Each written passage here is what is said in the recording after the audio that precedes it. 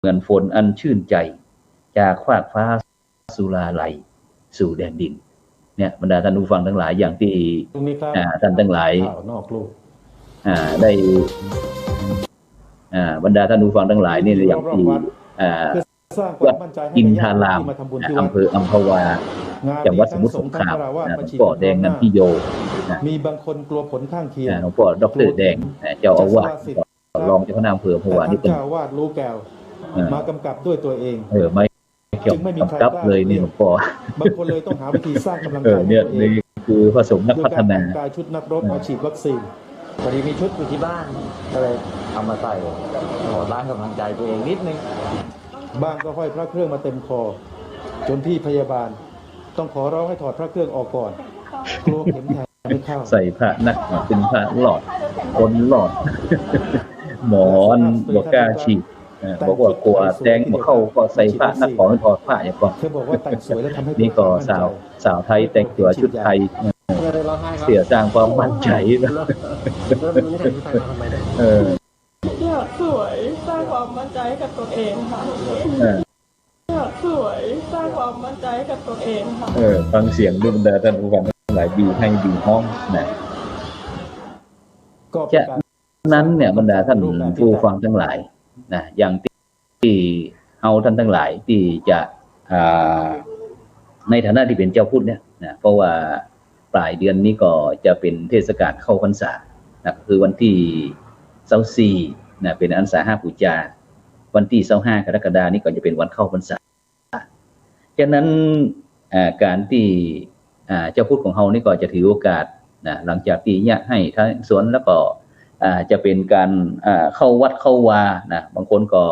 อุบาสกอุบาสิกานะถือศีลกินเจพ่องเข้าวัดฟังธรรมปฏิบัติธรรมพ่องแต่ในปีนี้บ่แน่เด้อบรรดาท่านผู้ฟังทั้งหลายนะวัดก็เช่นเดียวกันปีนี้ก็อาจจะเข้าออกพรรษานี่อาจจะมีเดชเจ้าก็ได้นะเพราะอย่างถ้าหมู่เฮาบ่ช่วยกันที่จะหาวิธีการป้องกันนะก็จะทำให้โลกนี้ยังรุนแรงอยู่เพราะฉะนั้นก็ฝากความปรารถนาดีกับบรรดาท่านผู้ฟังทั้งหลายนะโดยเฉพาะเขาเป็นเจ้าพุทธนะพวกนั้นผู้ฟังทั้งหลายโดยเฉพาะเรื่องการรักษาศีลปฏิบัติธรรมศีลเนี่ยพุทธเจ้าว่าเยี่ยมที่สุดในโลกศีลเนี่ยเขาใดบุคคลใดท่านใดมีศีลเนี่ยก็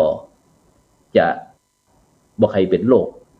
ร้ายอย่างต่างๆเพราะอย่างศีลนี่เป็นสมบัติภายในตัวที่มีค่าแล้วก็มีประโยชน์นักทำให้คนเป็นคนดีทำให้สังคมมีความสงบสุขนะศีลนี้สามารถขจัดกิเลสบอกว่าจะเป็นเรื่องโทสะได้เป็นอย่างดีนะใครมีศีลสามารถที่จะควบคุมโทสะหรือว่าความโกรธบ่ฮือทะเลาะเบาะแว้งกันทำร้ายกันหรือฆ่ากันนะอย่างที่เฮาหันในบรรดาท่านผู้ฟังทั้งหลายแม้แต่สัตว์เลี้ยงบอกว่าเป็นหมูเป็นหมาเป็นแมวบางครั้งทะเลาะเบาะแว้งกันเกี่ยวกับเรื่องพวกเนี้ยนะเพราะยังมีโทสะความโกรธ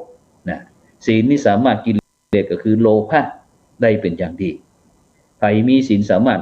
ควบคุมใจบ่ฮือโลภขโมยปล้นจี้หรือว่าศีลจ้างได้ศีลสามารถกำจัดกิเลสคือโมหะหรือว่าความหลงได้เป็นอย่างดีใครมีศีลสามารถที่จะควบคุมความหลงผิดบอกว่าผิดลูกผิดเมียผิดผัวผิดเปลี่ยนบ้านเปลี่ยนจองผิดพ่อผิดแม่นะแล้วศีลเนี่ยทำให้คนมีความจริงใจบ่หลอกลวงกันอูจาไพเราะเพราะพิ้งควบคุมการอู้การจาได้ศีลทำให้บ่ยุ่งเกี่ยวกับอบายมุขต่างๆบ่ดื่มเหล้าบ่เสพยาเสพติดเนี่ยบางคนบรรดาท่านกำลังระบาดนักหนาป่าป้านวันก่อนลูกบ่าวเสพยาแล้วนั่นเสพยาก็เกิดมันหลอนมันเบอหาว่าป่อนี่เอาบัตรคนจนเนี่ยของมันเนี่ยไปจำนองเสร็จแล้วบ่แบ่งตังค์ให้ที่แท้มันก็ไปคนเดียวมันนั่นแต่มันระแวงป่อเลยเอามีดฟาด โตพาขอพาถางหญ้ามาฟันป่อฆ่าป่อตายเสร็จแล้วก็เอาป่อไปฝังดินแหมบรรดาท่านผู้ฟังทั้งหลายเนี่ยป่อดุพ่อมันอย่างพ่อมันหลงเพราะฉะนั้นเนี่ยบรรดาท่านผู้ฟังทั้งหลายองค์พระสัมมาสัมพุทธเจ้าถึงบอกว่าศีลเนี่ยเป็นธรรมะประกันสังคมทำให้เกิดความสุขความสงบร่มเย็นมีความฮักความสามัคคีฮักกันเหมือนปี่ดีกันเหมือนน้องปองดองกันเหมือนญาตินะผู้เพิ่นถึงบอกว่าสีลังโลเกอนุตตรังศีลเป็นเยี่ยมในโลกเพราะฉะนั้นเนี่ยบรรดาท่านผู้ฟังทั้งหลายนะการที่เฮาท่านทั้งหลายเนี่ยเป็นคนที่จะมีความสุขที่ยั่งยืนจะต้องเป็นคนที่มีธรรมะคนมีธรรมะเป็นจังได๋พระพุทธเจ้าบอกว่าธัมโมหเวรคติธรรมจารีแปลว่าธรรมย่อมรักษาผู้ปฏิบัติธรรมซึ่งบุคคลใดท่านใดรู้ธรรมปฏิบัติตามธรรม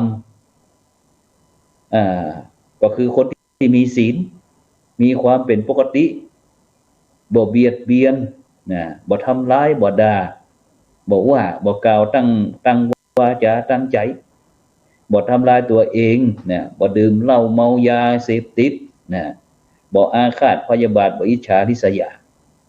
บ่หันเกตตัวมีแต่ความเมตตามีความกรุณามุทิตาอุเบกขาบ่หวาดไหวบ่หวาดระแวงต่อตนเองแล้วก็คนรอบข้างเพื่อนมนุษย์แล้วก็ที่สำคัญคือประกอบกับสัมมาอาชีพทำงานก็ด้วยความสุจริตชีวิตจึงมีความสุขกายสุขใจมีแต่ความการกุ้งหุ่งเฮียงเพราะอย่างเพราะว่าชีวิตมีแต่ธรรมะธรรมะจึงรักษาผู้ปฏิบัติตามธรรมะได้แท้ๆเพราะฉะนั้นเนี่ยบรรดาท่านผู้ฟังทั้งหลายคนเฮาจะมีความทุกข์ความบ่สบายใจซึ่งก็เกิดจากการที่จิตของเฮาปรุงแต่งไปเองหรือว่าคิดไปเองปรุงแต่งด้วยอำนาจความโลภความโกรธความหลงสิ่งเหล่านี้ที่ทำให้เกิดความทุกข์เพราะฉะนั้นเนี่ยบรรดาท่านผู้ฟังทั้งหลายในเทศกาลบรรดาท่านผู้ตั้งไลฟ์สดตั้ง Facebook แล้วก็ช่องธรรมะเป็นทีมที่กลุ่มพระสงฆ์อุบาสกอุบาสิการ่วมกันเผยแพร่ธรรมะออนไลน์ไลฟ์สดทาง Facebook แล้วก็สถานียุคเครือข่ายคลื่นสีขาวเป็นประจำเนี่ยเฮาช่วยกันขอร่วมด้วยช่วยกันเพราะว่าปัจจุบันเฮาจะต้องช่วยกันเท่านั้นต้องมีความสามัคคีกันอย่างที่ท่านผู้ฟังอยากจะเป็นกำลังใจคือกับรายการกับผู้จัดหรือว่าคณะสงฆ์ของเฮาคณะสงฆ์ไทยเฮาที่ในปัจจุบันนี้บทบาทต่างๆเนี่ยที่ออกมาช่วยกันเนี่ยบรรดาท่านผู้ฟังทั้งหลายซึ่งลำบากมากไม่ว่าจะเป็นเรื่องการประกอบสัมมาอาชีพความเป็นอยู่ต่างๆเศรษฐกิจก็ถดถอยเงินในกระเป๋าก็ลดลงฝากธนาคารก็ได้น้อยไปกู้ก็ต้องเสียดอกหนักไปฝากเปิ้นนี่เงินเฮาเนี่ยไปฮื้อเปิ้นนี่นะได้ดอกน้อยแต่เฮาไปเอาเงินเปิ้นนี่ต้องเสียดอกหนักเนี่ยบรรดาท่านผู้ฟังทั้งหลายฉะนั้นเฮาจะต้องรู้จักมีการวางแผนมีแปลนมีแมปในการดำเนินชีวิตด้วยความบ่ประมาทฉะนั้นก็ต้องขอบคุณอนุโมทนากับไลฟ์สดทาง Facebook ในคืนนี้วันอาทิตย์นี้ก็เป็นเรื่องรายการส่องธรรมถ้าเป็นวันเสาร์นั้นก็พระพุทธศาสนา4แผ่นดินซึ่งมีตึงเจียงใหม่เจียงแสนเจียงลุง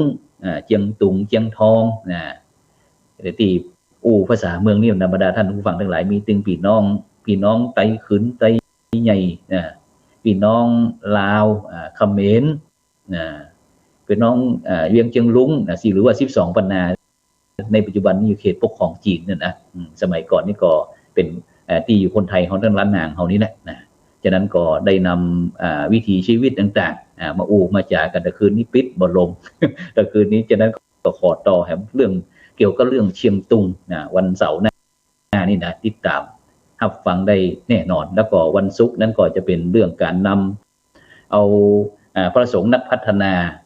สุขภาวะต้นแบบของแต่ละจังหวัดก็เจ็บออกตั้งปีคณะสงฆ์ภาคใต้นะวันก่อนนั้นก็เป็นสงขลากับชุมพรนะแต่วันศุกร์หน้านี้ก็เดี๋ยวประสานงานกับเครือข่ายแห่งกำหนึ่งถ้าบอกนี้ก็จำเป็นที่จะต้องไปภาคตะวันออกก็คือภาคอีสานนั่นแหละนะเอามาจากันนะฉะนั้นก็ต้องขอบคุณอนุโมทนากับทุกท่านนะที่กำลังติดตามรายการส่องธรรมซึ่งดำเนินรายการโดยอัตมภาพพระครูโสพลปริยัติผู้ช่วยเจ้าอาวาสวัดพระสิงห์วรมหาวิหารได้นำนานาสาระธรรมะขององค์พระสัมมาสัมพุทธเจ้ามามาจามาเอิญมากล่าวกับบรรดาท่านผู้ฟังทั้งหลายนะแล้วก็ในช่วงนี้ก็ที่วัดพระธาตุสีจบตองคณะสงฆ์หนเหนือก็มีการอบรมพระวิปัสสนาจารย์ฉะนั้นก็บรรดาท่านผู้ฟังที่จะไปร่วมท่านแล้วก็เรื่องศูนย์ศึกษาพุทธศาสนาวันอาทิตย์ตอนนี้ก็ยังรอสถานการณ์ก่อนเนาะฉะนั้นก็ในค่ำคืนวันนี้ก็เวลาหมดเวลาจำเป็นที่จะต้องนำรายการส่องธรรมจากบรรดาท่านผู้ฟังไปก่อนฉะนั้นก็ขอให้ทุกท่านอยู่เย็นเป็นสุขพ้นจากภัยไกลจากเวรโดยเฉพาะเรื่องโควิดเนี่ยฉะนั้นก็บุญใดกุศลใดที่ท่านทั้งหลายได้กระทำก็ขอเป็นพระวะปัจจัยท่านทั้งหลายปราศจากโรคโควิด-19ทุกผู้ทุกคนรับฝันดีเงินใจไร้โลคาพยาธิบ่เจ็บบ่จนร่ำรวยทุกผู้ทุกคนสำหรับในค่ำคืนนี้ก็ขอกล่าวว่าธรรมะสวัสดี